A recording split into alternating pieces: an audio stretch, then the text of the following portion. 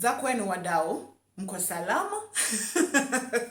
So I'm okay right now. I'm a little settled in. I feel better. I moved houses to a far away land from Nairobi where the sun never shines, but maybe it's just this rainy season that has decided this December wacha January kikuja tuone kama bado mvua itakataa kunyesha ama jua itakataa kuwaka huku kwetu. It's a bit chilly and generally very cold. And as I've said, I'm in a new house. I still haven't figured out where I'll be shooting the episodes. So that's why today we are in my bedroom where I receive the best lighting so far. So before I get that sorted out, nimesema nisikae sana kama hamjaniona, mneza nisahau na vile mimi mtu VIP kwenye I'm the OG and I need to be respected.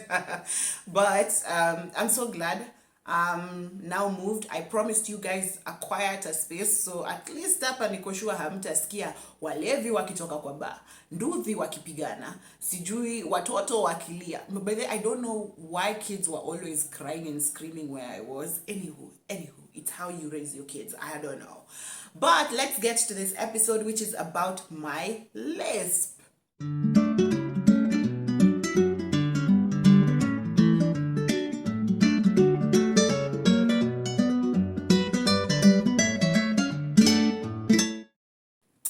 If you don't know what a lisp ni ulimi nzito, a heavy tongue. And most of the times I'm doing this particular episode, it's going to be a mini-sode really because it won't be that long. But when we're talking about a lisp, I'm talking about this specifically. You know, the first episode is about insecurities, but this one is specific because there are things when we were growing up felt like a disability that would be differently challenged than other people, but then it works to your advantage when you grow up. So that's why today I'm talking about my lisp specifically, and it's gonna be a mini-sode. So happy to see me, happy to see you. So let's start with this idea of having a lisp. So I was born, like everyone else. And I had nilikuwa na ulimi nzito. So growing up, my speech came later. No, I developed very slowly because I remember even like bedwetting. My younger sister stopped bedwetting before me. So I remember I wasn't very fast in growing. And with my lisp, with my tongue being heavy, I didn't have speech until later on. And when I had speech, it was, what do you call it? Slurred. It's not perfect. It's not good speech. You can't tell the words that I'm saying. And this was normal. I think it was normal. People make fun of you. Your family makes fun of you. But you think it's a normal thing, right? And as I grew up, I started to become insecure about my lisp because then if I ever talked, that's the first thing people would pick up. You can't say your T's, you can't say your S's, you can't say your SH. There's specific pronunciation of consonants that you can't bring out. And so I was very insecure about that, even as a child, a very young child, because I remember in nursery school, I didn't speak a lot because every time I opened my mouth, other kids would be like, Tha. Na unajua, wewe saizo yako, si mapengo. Mapengo ikiongezwa juu ya hiyo lisp, sasa hata hatujui unasema nini. But one specific reminder of my lisp and how horrible it was is this time when I was primary school. I don't know if everyone did this. There was something called either dictation or pronunciation. I don't remember. But I remember it I think I was in class 1. Yeah, so, and it was examinable. So the teacher, I remember our teacher used to sit outside the class far away from other students, and then you're given a list of words and you're supposed to pronounce them. And I remember pronouncing all the words correctly, but this particular teacher kept wronging me because I can't pronounce the TH and I couldn't pronounce the S's. So I felt really bad and I was crying through that exam. I was just like, you know what I'm saying? When I say teeth, you know I'm saying teeth. I'm saying teeth. That's what I'm saying. But why don't you want to understand that this is, you know what I'm saying? And it's not my fault that I can't pronounce the T, okay? And so it became a little too much for me. And I was like, even just talking to people, like the minute you say hello and everyone is Fafa, so people bring that back at you. And it was really weird. It was very, very weird. And thinking back, I'm thinking the people who made most fun of my lisp were actually adults more than kids. And that's just really weird. But anyway, how I dealt with my lisp. So I started to learn how to pronounce things myself and secretly, because of course, again, you can't show people that you are insecure about. I don't know, but I was hiding. I wasn't doing it in front of people. So whenever I'm alone, I try and pronounce the S, and I try and pronounce the T's, and I just tried and tried and tried until I could master the T's and my S's. I could say teeth. Sometimes starting out, the T wasn't very clear or the S wasn't very clear, but you could feel like it's a clearer S than what I had before. It wasn't a TH, to be specific.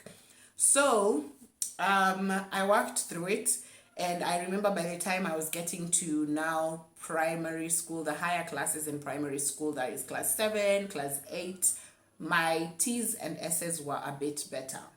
They were not there yet, but they were a bit better. And then I realized that now there were things that were making me insecure because of my heavy tongue. It's not only the T and S's. I also sang. So my family sings. My mom sings. My sister sings. So we definitely just went like that. And we started singing in church. So when I was singing, and hey, this one I've struggled with it all the way up until now, because when I speak, people tell me you have an accent. I don't have an accent. That's just a certain way I pronounce words that's different because of my tongue.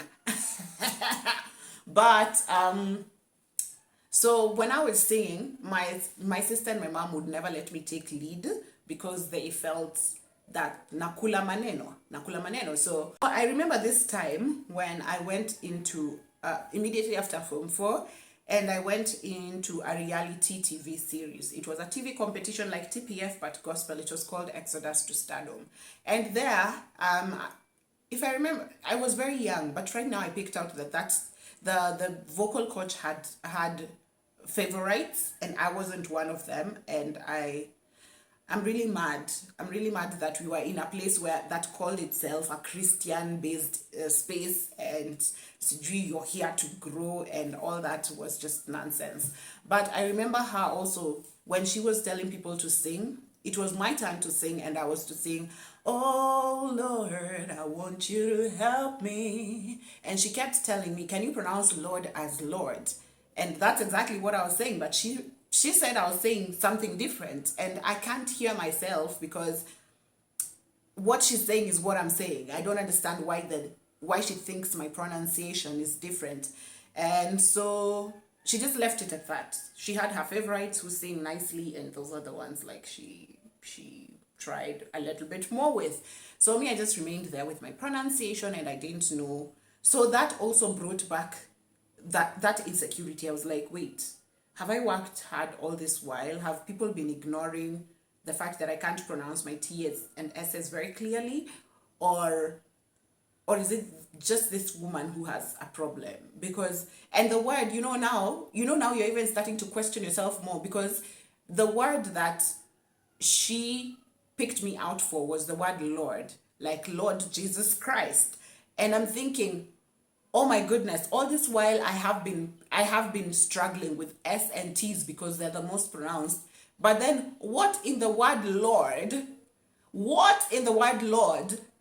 am I not pronouncing correctly? Like, do you see how much more I have to think about other things that I talk about every single day, and if people are understanding me? So at that point, I also got to question myself. And at this point, I was around 19. So I'm thinking, wow, all this work I have put into the pronunciation of my words. And then immediately after that reality show, I left, I went and joined campus. And when I joined campus, the first thing, of course, I gravitated towards music. And music, I found a guy called Dominic Hayemba, a very talented guy. And he was the one teaching choir that day when I joined. So when I joined and sat at the front, I smiled at him and said, "Hello." And he said, "Thafa." Guys, Hey, me, I'm thinking 19 years of hard work. You can still tell I have a lisp. Nilisikia ni kama nataka kulia. Nilisikia ni kama kiwaru imekwama hapa. But I was like, I'm still gonna work hard. So that also took me back to that space where I started now practicing my words. I'm like, do I speak? And this is, like, you see, there's moments of my life. In high school, people thought, sorry, hey, I've talked about teas so much. In high school, people actually thought I was Black American for the first 2 years of high school. Like, why the fuck is a Black American in Kitale? Angesoma Nairobi. Anywho, so again, I got to realize that it's because my Kiswahili was very bad, so I never used to speak Kiswahili as frequently, and also because my pronunciation of things was very different. What right now people tell me is an accent. But then I guess in high school people didn't know accents, so they just assumed whatever sounded foreign is not from here. But high school, when I played it out, because I had a whole afro, I looked exotic. So in high school, I was able to play that character. But I think after that, I started just questioning again. Then what is the pronunciation of things, you know? So when I got to campus, of course, now I started to explore. And I realized, here is the thing. I realized when I sing, you don't realize I have a lisp. The stars are brightly shining. It is the night of our dear Savior's birth. One lay the world in sin and error pining, till here appeared, and the soul felt his warmth. So that's how I learned how to pronounce, and that's how I learned, even as a kid, that's how I learned to pronounce. I realized that when I'm singing about Jesus Christ, I'll definitely pronounce the S's and the T's and my words will come out clear. But when I speak, probably Jesus Christ doesn't come out as clearly. So I tried and I sang and I tried to. Now, when in singing, there's something called diction. That is something I concentrated on very specifically. And there's a friend of mine who also taught me how to, a breathing technique. So breathing technique for singing. So I combined breathing technique and diction. And those are the two things I concentrated on while singing so much. Because for the breathing, that will give you time to pronounce each word in a song. So if I was to sing, if I should stay, I would only be in your way. So if you can breathe well, if you learn the breathing technique for singing, then you can pronounce your words well. You have time to still breaths, you have time, it's a whole concept. So I learned diction and specifically, how to breathe. So the diction really helped because over time, I learned how to pronounce. And now you see the trouble pronunciations were T's and C and S's and C's, whatever. So those are the ones I concentrated on. So I tried my best to pronounce things very correctly. And so by the time I was realizing that I have this gift of a beautiful voice and very good diction, I was working in radio. And no, actually before that, because someone gave me a gig, someone was just like, they had me on something. I don't know what I did for them. I think I was doing a teaser for a certain event in school. And when we were listening to it, he just turned to me and was like, then what are you doing with that voice? Just like, what voice? And he said, you have a very beautiful voice. You should get more jobs more jobs of like getting, what are they called? Like voice artist jobs. I thought maybe he was just flattering me because he's always been an awesome guy. But then I thought about it again, and I thought, let me go try and do this a little bit more. And after that, I got a gig on radio, and on radio, all of this just came true. All of these things I'm talking about just came true, and people were like, your diction is amazing. And so while I was working, when I went in radio as the content producer, I was immediately taken up as a voice artist for their classifieds, and everyone was just like, yes, her diction is on point. And that validation was amazing for me. And before long, I was taken in up as the host of the evening drive show, and I had fans. I had actual fans. And I remember in one of the episodes, in one of the shows, while the show was live, you see how people send in like requests and just like comments. So someone sent in a comment and asked what accent is my accent. And that just took me back again. So, you like things are going well, and then you get flashes of all these things. Like there are triggers. When someone asks something, it's a trigger, and you go back to that place where you're like, oh, wait, is it because I'm pronouncing something in a different way? Is it, it was, it was a lot. And so, but in radio, I told myself, lazima nijichoche. I was at that point in my life where early 20s, you're just like, hapa, accent or not. So I remember that day, because when you're on air, you're not allowed to zone out. So when I read the question and it asked about accents, I didn't go into a trauma period. I just went, accent yangu mini ya Kikisi, and we laughed about it and we moved on. So I think in that space, just being very fast to think on my toes and to say that and to move on and to think about it later really helped with that. So doing the classifieds and of course being on radio gave me a little bit more confidence. And of course at the time, everything in terms of voice was happening for me. I started getting contracts for voice in like Kisumu, because I was in Maseno. So in Kisumu, whenever people wanted someone to voice something, an ad, a classified, a TV commercial, a documentary, I was called in for those jobs, and it really helped me with some pocket money for my campus life. And I was thinking, wait a minute. So just later on in life, after I had trained a little bit, because in radio I also found someone to train me a little bit on my pronunciations and how to do basically just voice, and a lot of it for commercial.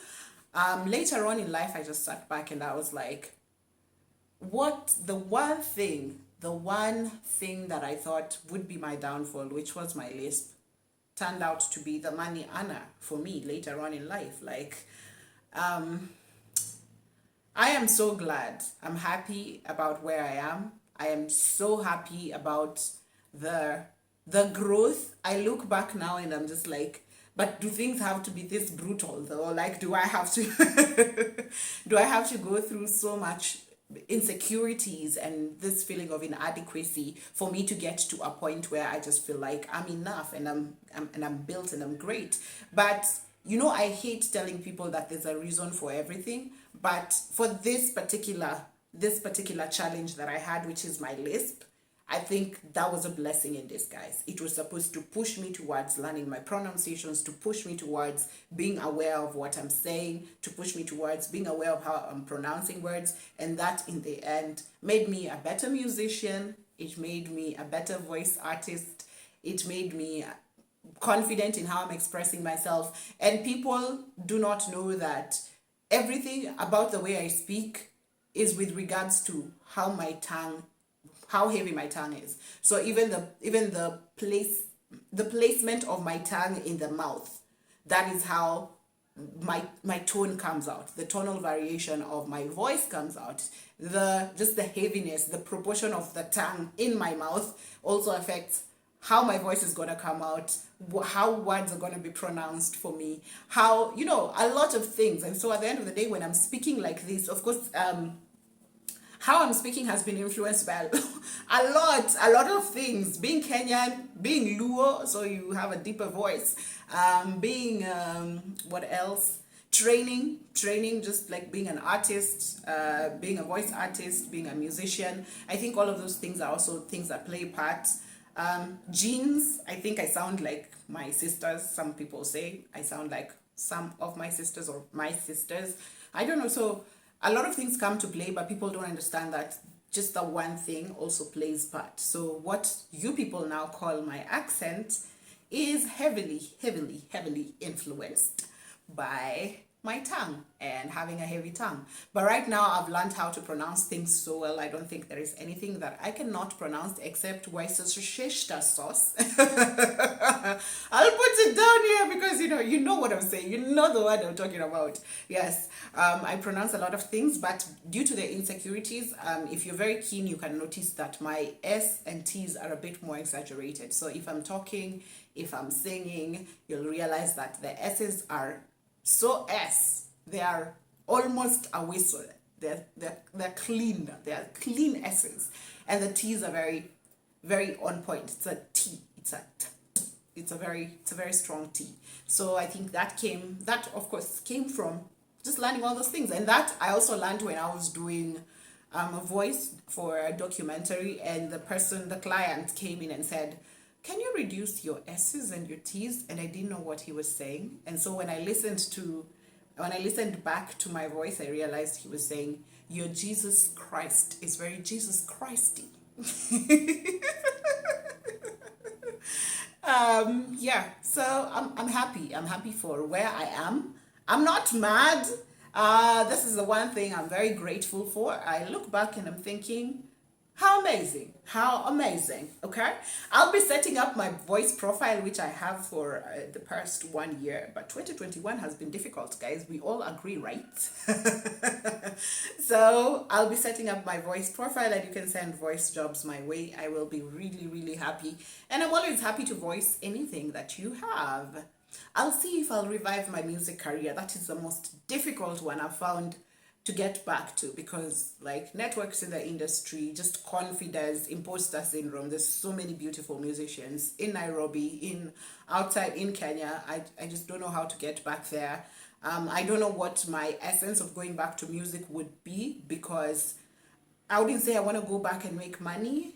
I also don't know what my sound is. I sing really good R&B and blues, but that's just about it. So that is me and the story of my lisp. So are there challenges that you had growing up, or something that played towards your advantage later on in life that you thought was actually a disadvantage when we were growing up? So let me know in the comments. But right now, I love you, but I gotta leave you. I'll be settled by next week, and we will have another episode in a space that I think is good enough. I'm not even sure if this audio is gonna be very clear, but let's hope. Let us hope. I love you, but I gotta leave you. And in all honesty, you know that I will always be your girl, Olive Orao. Bye. When glorious morn